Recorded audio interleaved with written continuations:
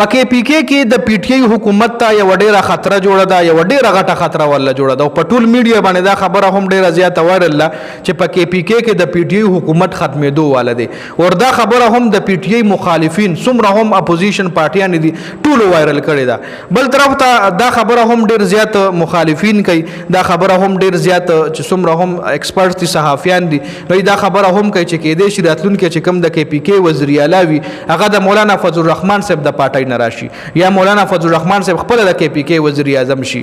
وزیر اعلی شي راتلونکي ټایم کې. لکه د پی ټی آی چې کوم علي امین ګنداپور به رخصتیږي دا په میډیا باندې دا خبره ډیره زیاته وایرل ده. په میډیا باندې دا خبره اله وایرل شو چې کله پی ټی آی خپل مخصوص نشستونه ملاو نشو، نو مخصوص نشستونه چې پی ټی آی ته ملاو نشو نو په کې پی کې هم د پی ټی آی مخصوص نشستونه چې هغه به د نورو پارټو ته ملاويږي او که اپوزیشن ته 72 سیټونه ملاو شو په کې پی کې نو بیا به د علي امین ګنداپور حکومت چې څنګه وزیر اعلی ډیټیل سره په خبره کوي. په پی ټی آی کې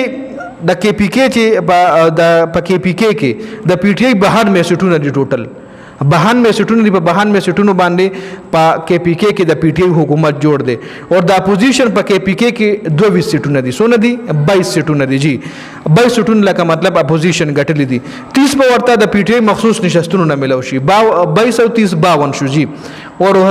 د پی ټی آی حکومت ختمولو د پاره د اپوزیشن د پاره لکه د نورو پارټیانو ته 72 سیټونه پکار دي. لکه 22 سیټونه خپل ګټلې دي 30 په ورلو د پی ټی آی مخصوص نشستونو کې ملو شي نو 52 سیټونه شو او شل ورته نور سیټونه پکار دي. نو که دغه شل سیټونه نور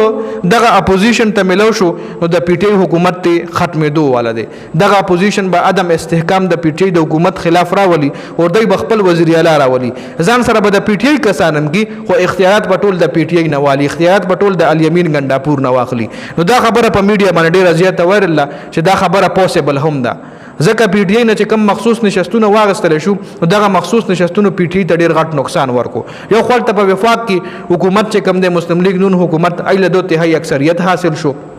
ایله پکې دا فائدہ شو. خپل پکې پی کې د پی ټی آی حکومت چې کوم دی هغه هم خطر ولا جوړه ده. بل پنجاب اسمبلی کې د مریم نواز چې کوم تقریر دوران د پی ټی آی چې څومره هم اراکینو ای پاسېدلی احتجاج کولو چې کله بجټ دا اوس بجټ دوران نو سټیم چې مریم نواز تقریر لا پاسې د نو د پی ټی آی 22 کارکونانو چې احتجاجن پاسېدل او هغه اسمبلی ولا پریخه لکه په اسمبلی کې اکثر د یو بل پسې ناری وخی هغه غړي چور و یو دی ولا